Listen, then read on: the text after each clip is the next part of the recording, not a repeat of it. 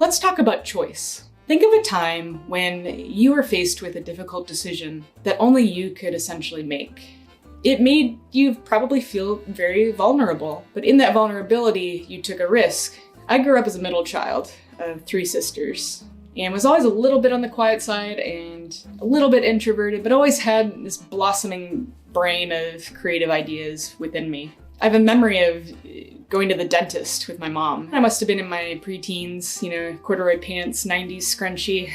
I was kind of expecting her to maybe check me in and take care of all the logistics that you'd normally take care of at an appointment.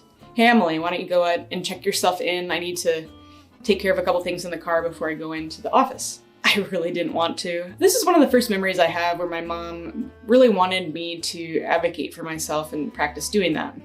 So I rolled my eyes, gathered the courage to go into the office and talk to this adult that was really pleasant and I'm sure very professional and warm. But to me, it just felt like, oh, this spotlight. I don't want to feel that hot heat on me. As a kid, you're not really used to conversations that aren't necessarily with a friend or family member.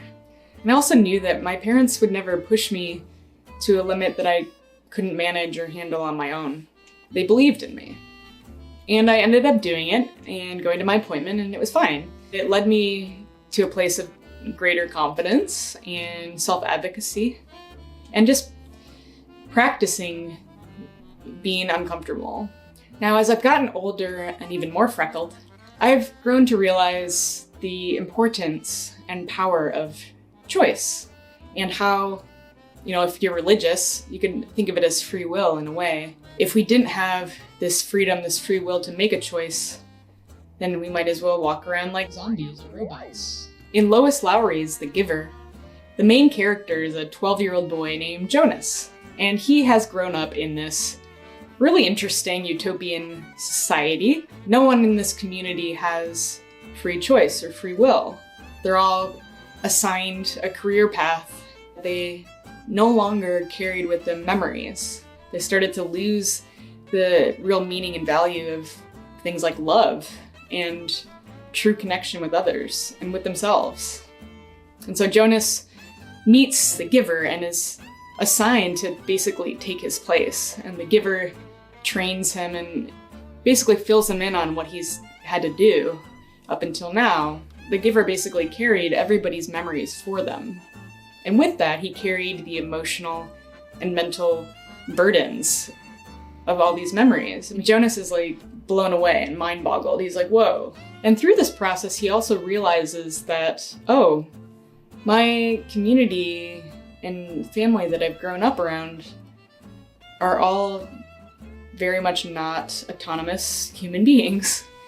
They are missing out on so many things. And he decides there's so much more out there and so much more experiences to have. I'll be honest, I've thought of this book once in a while, thinking to myself I wish someone could just tell me what career to have and that be that. I wouldn't have to go through this arduous process of soul searching and figuring out what skills I have and what skills I need and just this whole ongoing process, which can be very exhausting. If every hard decision was made on our behalf by someone else, then are we really living, Are we really living God's plan, you could say, for our journey?